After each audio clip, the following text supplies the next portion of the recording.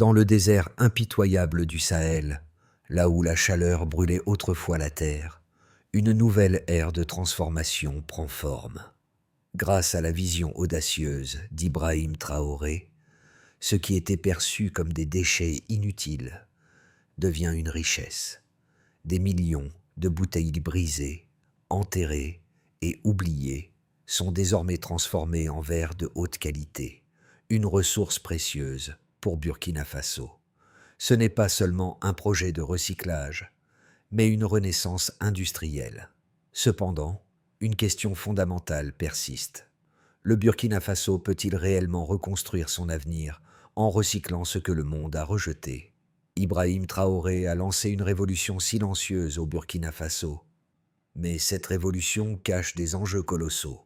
Ce projet, né de l'initiative locale et porté par des ingénieurs et des entrepreneurs burkinabés, va bien au-delà du simple recyclage du verre. Il s'agit d'un geste audacieux pour transformer un pays considéré comme l'un des plus pauvres en Afrique en un leader de l'innovation durable. En exploitant l'énergie solaire pour faire fondre le verre, le Burkina Faso crée une industrie locale, totalement indépendante, capable de rivaliser sur la scène mondiale. Le pays ne dépend plus des importations de verre et d'autres matériaux. Cette initiative ne se contente pas de renforcer l'économie locale, elle offre aussi un modèle de souveraineté durable pour d'autres nations africaines. Cependant, l'ampleur du défi demeure. Le succès de ce projet pourrait déterminer l'avenir du Burkina Faso, mais aussi de l'ensemble du continent. Si ce modèle fonctionne, il pourrait être reproduit ailleurs, marquant ainsi un tournant historique pour l'Afrique. Il y a quelques années, une idée simple, mais révolutionnaire, a émergé à Burkina Faso. Utiliser la chaleur du désert pour transformer des déchets en ressources précieuses. Inspiré par cette vision, Ibrahim Traoré a rassemblé une équipe de jeunes ingénieurs locaux, convaincus que leur pays pouvait se réinventer à partir de ce que le monde rejetait. Le projet semblait modeste au départ. En utilisant des miroirs solaires pour concentrer la lumière du soleil et atteindre des températures extrêmement élevées, l'équipe a pu faire fondre le verre collecté dans les décharges. En quelques mois, ce processus est devenu un modèle à grande échelle, avec des installations qui produisent donc des matériaux de construction, des bouteilles et d'autres produits à partir de verre recyclés. Les chiffres sont impressionnants. En moins d'un an, l'usine Saoglas a produit suffisamment de verre pour répondre à la demande nationale en matière de construction. Mais derrière ces chiffres se cache quelque chose de bien plus significatif. Un projet qui réunit une communauté, qui transforme les déchets en richesse et, au-delà de la production, une véritable fierté nationale. Le pays, qui auparavant dépendait des importations de verre et d'autres matériaux, se voit désormais à la tête d'une industrie locale, durable et respectueuse de l'environnement. Ce projet n'est pas seulement un modèle économique, mais aussi un symbole de souveraineté pour Burkina Faso. Pourtant, tout n'est pas aussi simple. Les défis sont nombreux et la question de l'indépendance face aux pressions extérieures ne tarde pas à se poser. Dans cette aventure, Ibrahim Traoré est bien plus qu'un leader. Il est le catalyseur d'une transformation profonde, prouvant que la véritable souveraineté ne réside pas dans la possession, mais dans la capacité à créer. Sous son impulsion, une équipe d'ingénieurs burkinabés a réussi à concevoir des fours solaires permettant de recycler le verre à une échelle industrielle. En peu de temps, ce projet s'est transformé en un modèle de succès qui attire l'attention des nations voisines, et même au-delà. Le pays, autrefois dépendant des importations pour des matériaux comme le verre, a aujourd'hui la capacité de produire localement des produits de haute qualité à partir de ses propres déchets. Cela a créé un effet boule de neige, impactant non seulement l'économie, mais aussi la culture et la fierté nationale. Des milliers d'emplois ont été créés, non seulement pour les ingénieurs et les travailleurs de l'usine, mais aussi pour les collecteurs de déchets, qui sont désormais des acteurs clés dans cette chaîne de valeur verte. Cependant, cette success story n'a pas été sans défi. Au début, beaucoup doutaient de la faisabilité du projet. Des rires ont accompagné les premières initiatives, et certains se demandaient si une nation pauvre comme Burkina Faso pouvait vraiment transformer ses déchets en une ressource précieuse. Mais les résultats ont parlé d'eux-mêmes. Ce qui semblait une utopie est devenu une réalité tangible, et le pays a ouvert la voie à une nouvelle vision de l'indépendance et du progrès durable. Le projet de Burkina Faso a débuté sous la chaleur accablante du désert, où les conditions semblaient contraires à toute forme de progrès. Mais grâce à la vision de Ibrahim Traoré, une révolution silencieuse a commencé à prendre forme. Ce n'était pas une simple initiative environnementale, mais un changement radical dans la façon dont le pays percevait ses ressources. Ce qui semblait être des déchets, des milliers de bouteilles brisées, des morceaux de verre éparpillés dans les rues et décharges, a été transformé en un élément clé de la reconstruction du pays. Le processus a commencé avec l'assemblage de petites unités solaires. Ces systèmes, conçus pour capter la lumière du soleil et la concentrer sur des fours, ont permis de faire fondre le verre à des températures extrêmement élevées. Un exploit jusque-là impensable pour un pays pauvre comme Burkina Faso. Très rapidement, ce prototype a évolué en un modèle à grande échelle, et une usine géante, Saho Glass, a été construite à la périphérie de la capitale, Ouagadougou. Ce n'était plus une simple usine, mais un symbole de ce qui était possible grâce à l'ingéniosité locale et à une volonté politique forte. Le processus de production a été impressionnant. En quelques mois seulement, l'usine a commencé à produire des matériaux recyclés en quantité suffisante pour satisfaire la demande nationale en verre. Ce qui était autrefois un import coûteux est devenu une ressource locale, contribuant ainsi à la réduction de la dépendance aux importations et à la création d'emplois pour des milliers de Burkinabés. Mais ce n'était que le début. Le projet a attiré l'attention de nombreuses nations voisines, ainsi que des investisseurs étrangers, curieux de savoir comment un pays comme le Burkina Faso avait réussi à réaliser ce qu'aucun autre pays africain n'avait accompli à cette échelle. Cependant, ce succès a aussi généré des tensions. Bien que le projet ait commencé comme une initiative nationale, des rumeurs ont vite circulé concernant l'implication de partenaires étrangers, notamment un consortium international, Blue Tech Materials, basé en Allemagne. Des documents ont fuité, suggérant que la technologie clé utilisée dans les fours solaires provenait de l'extérieur. Cela a semé le doute dans l'esprit de certains observateurs.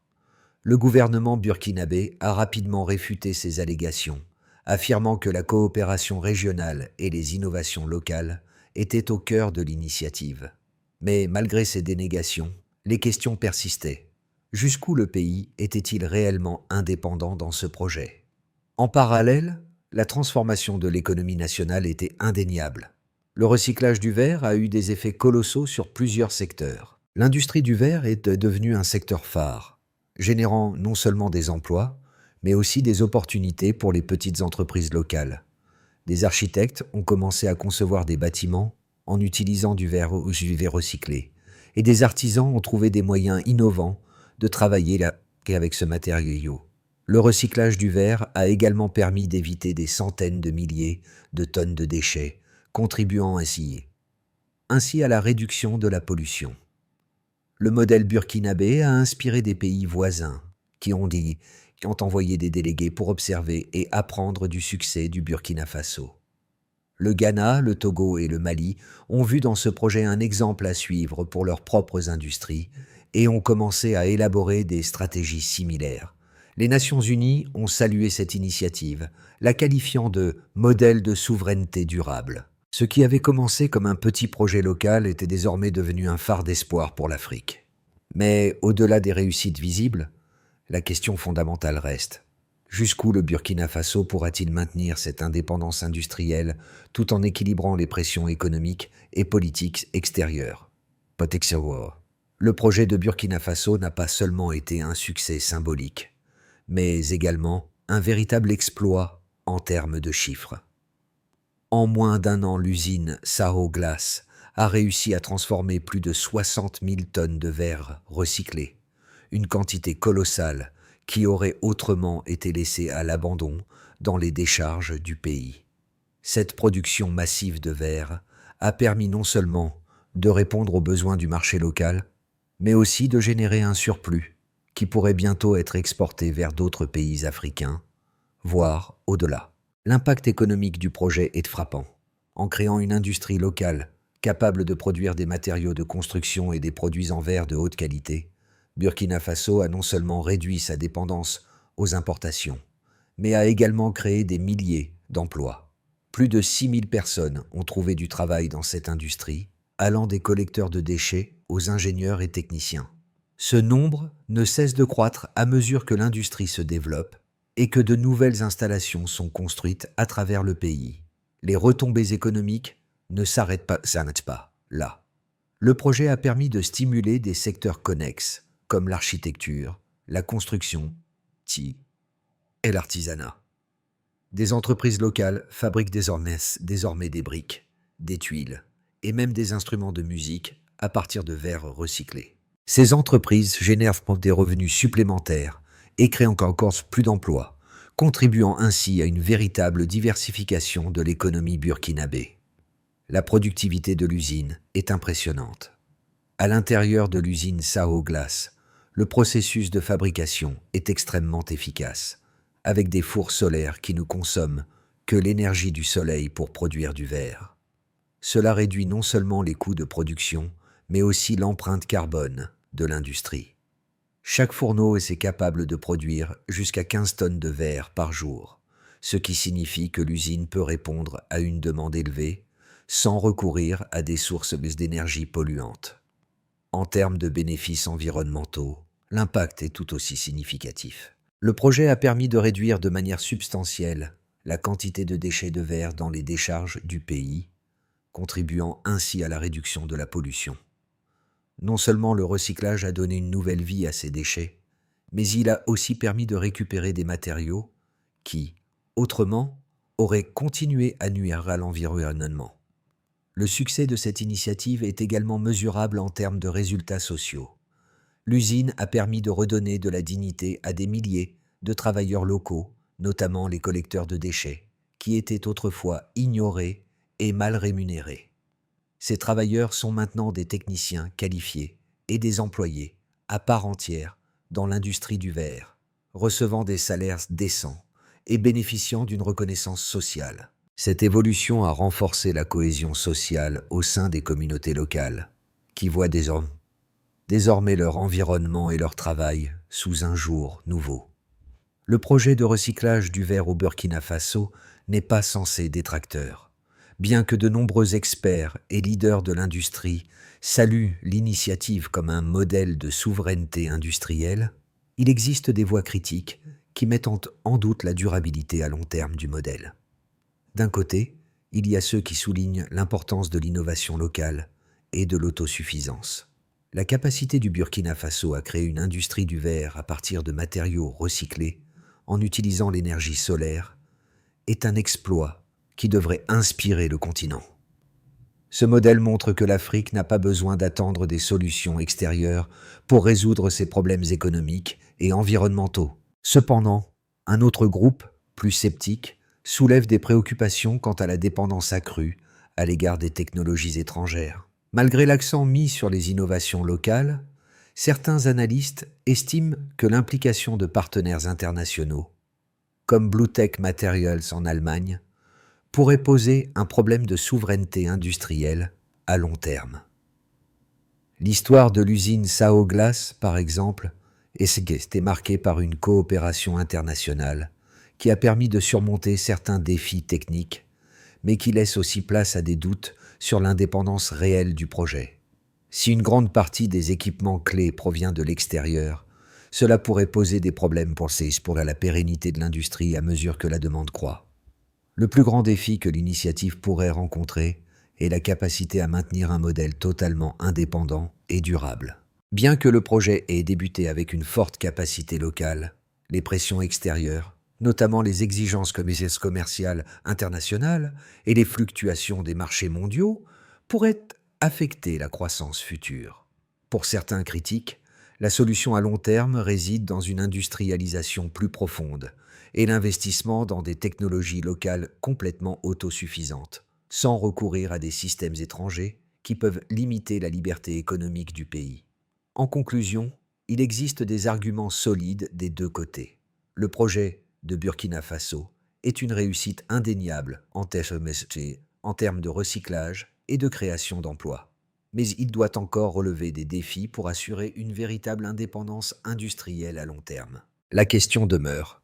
Le Burkina Faso peut-il réellement conserver cette autonomie tout en poursuivant son développement dans un monde globalisé et interconnecté? Ce projet de recyclage du verre au Burkina Faso est un exemple frappant de ce que peut accomplir une nation lorsqu'elle s'affranchit des limitations traditionnelles. Mais après des mois de succès, un point tournant émerge. La question centrale qui fait surface est la suivante. Burkina Faso a-t-il réellement le contrôle complet de son avenir industriel? Ou est-ce simplement une façade pour dissimuler une dépendance sous-jacente à des partenaires étrangers? La vérité, bien que cachée dans des documents techniques et des accords commerciaux, a été révélée à travers des fuites internes. Les premiers succès de l'usine Sao Glass ont attiré l'attention mondiale, et bien que le projet soit largement salué, des doutes ont surgi concernant la provenance de certaines technologies cruciales. Des rumeurs ont circulé sur le rôle d'un consortium européen, Blue Tech Materials, dans la fourniture de certaines pièces essentielles. Il semble ce portrait secret a été mis en lumière après une enquête menée par des journalistes et a conduit à une série de questions sur la réelle indépendance du projet. Mais ce qui semblait être un obstacle pour beaucoup est devenu un catalyseur pour des réformes internes.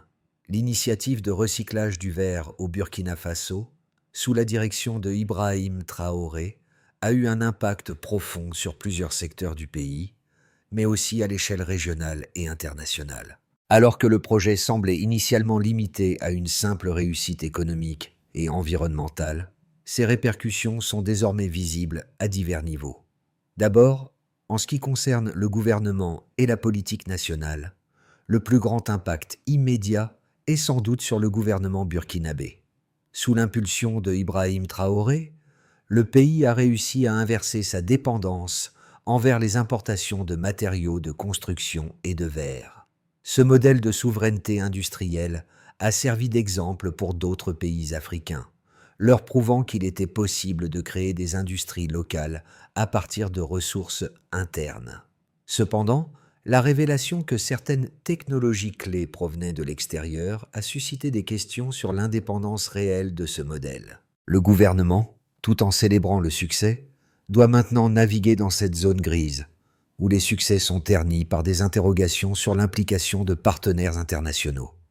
Ensuite, du côté des entreprises et du secteur privé, ce projet a clairement transformé le paysage économique. L'industrie du verre, autrefois dominée par les importations, est désormais florissante, créant de nouvelles opportunités d'investissement. De nombreuses entreprises locales se sont engagées dans la fabrication de briques, de carrelage et même de meubles à base de verre recyclé. Ce secteur a également stimulé la création de nouveaux emplois dans des domaines tels que la construction, le recyclage et l'artisanat. Cependant, avec l'implication de partenaires comme Blue Tech Materials, il reste une question sur le contrôle total que les entreprises burkinabées peuvent exercer sur cette industrie sans dépendre des technologies importées. Puis, pour la population et l'emploi, les retombées sont également considérables. Des milliers de personnes ont trouvé un emploi grâce à ce projet des collecteurs de déchets recyclés aux ouvriers travaillant dans l'usine Sao Glass. L'impact social de cette initiative est évident. Elle a non seulement donné des emplois décents à ceux qui en avaient le plus besoin, mais a aussi renforcé un sentiment de fierté nationale. Ibrahim Traoré a transformé un problème environnemental majeur en une opportunité de développement économique et social. Cependant, des questions subsistent sur la durabilité de ces emplois à long terme, surtout si l'industrie devient trop dépendante des technologies étrangères. Enfin, au niveau régional et de l'influence extérieure, le projet a eu des répercussions qui vont bien au-delà du Burkina Faso. Les pays voisins, notamment le Ghana et le Togo, ont déjà exprimé leur intérêt pour reproduire ce modèle de recyclage du verre. Le succès du projet a renforcé l'idée que l'Afrique peut se libérer de la dépendance aux technologies extérieures et adopter des solutions locales et durables. Cependant, à mesure que les regards se tournent vers Burkina Faso, l'influence des acteurs étrangers, comme Bluetech Materials, pourrait entraver cette indépendance naissante. Au niveau mondial, l'initiative a attiré l'attention de divers acteurs, de l'UA aux investisseurs du Moyen-Orient, en passant par des entreprises industrielles et des ONG environnementales. Mais cette attention porte également une part de pression. Le modèle burkinabé pourrait-il être récupéré par des intérêts étrangers pour en tirer profit?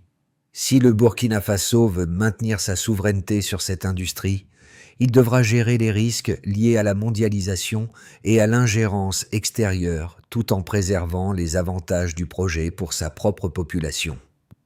Dans les 6 à 12 prochains mois, l'avenir de l'initiative de recyclage du verre au Burkina Faso pourrait prendre plusieurs directions. Les choix qui seront faits aujourd'hui auront un impact majeur sur la trajectoire du pays, et plusieurs scénarios sont envisageables en fonction de l'évolution des facteurs économiques, politiques et technologiques. D'abord, le scénario de base repose sur une consolidation et une expansion locale. Le scénario le plus optimiste pour le Burkina Faso repose sur une consolidation de ses acquis. Si le pays parvient à renforcer ses capacités industrielles locales sans trop dépendre des partenaires étrangers, il pourrait transformer cette initiative en un moteur de croissance durable.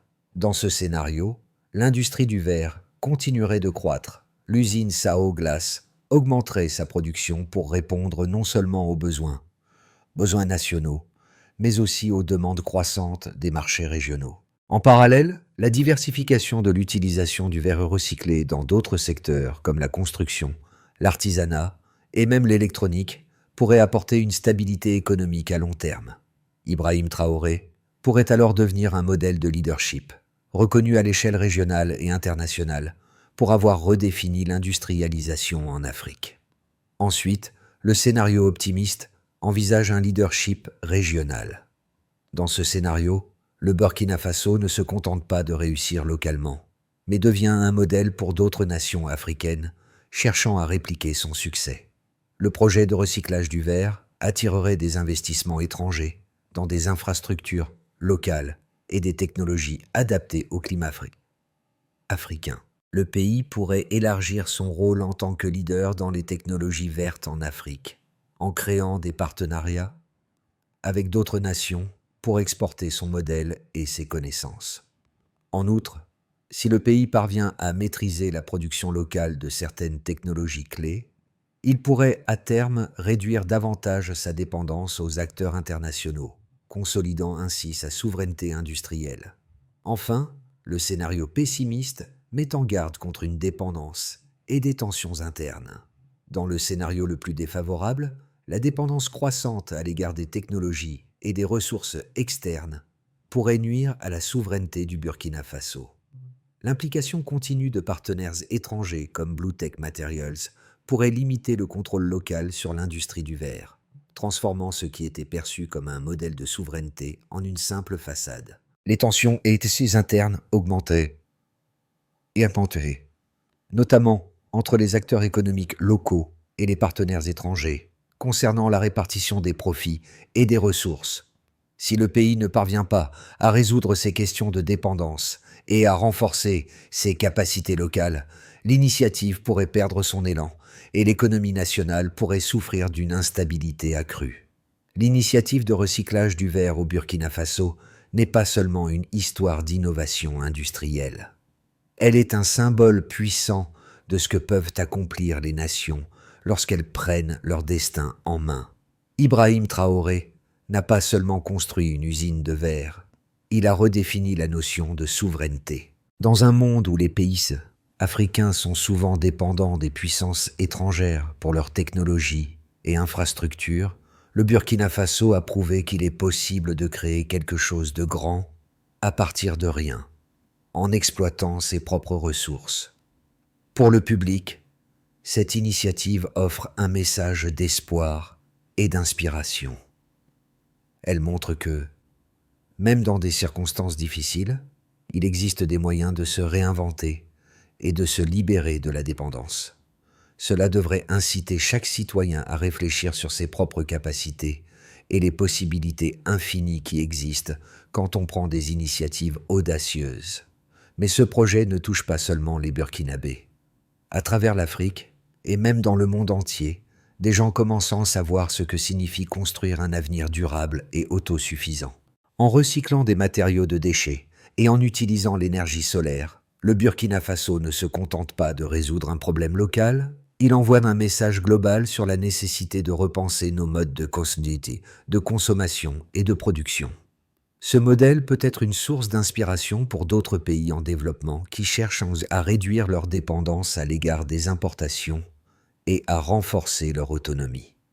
C'est l'histoire d'un pays qui a pris des déchets et les a transformés en richesse, non seulement économique, mais aussi en dignité, prouvant que l'Afrique a les moyens de façonner son propre avenir.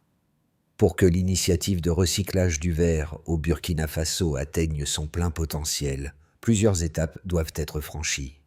Ibrahim Traoré et son équipe ont déjà fait un premier pas important, mais le véritable défi réside dans la pérennisation et l'expansion de ce modèle. La clé du succès réside dans un plan structuré et une vision à long terme pour garantir l'autonomie et la durabilité du projet.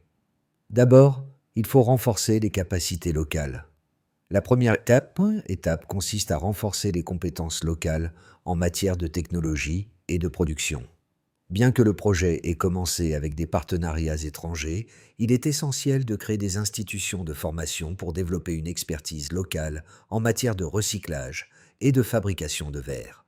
L'université de Bobo-Dioulasso, par exemple, pourrait jouer un rôle clé en offrant des programmes d'ingénierie adaptés aux besoins de l'industrie.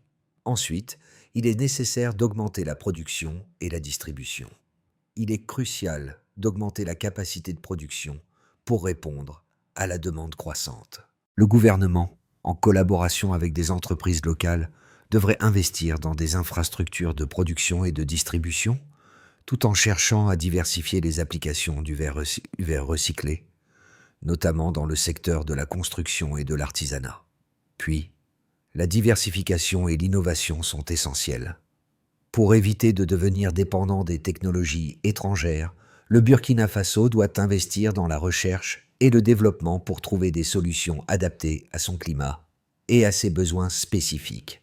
Des innovations dans la production de matériaux à partir de verre recyclé pourraient donner au pays un avantage compétitif sur le marché mondial, tout en contribuant à la réduction des déchets.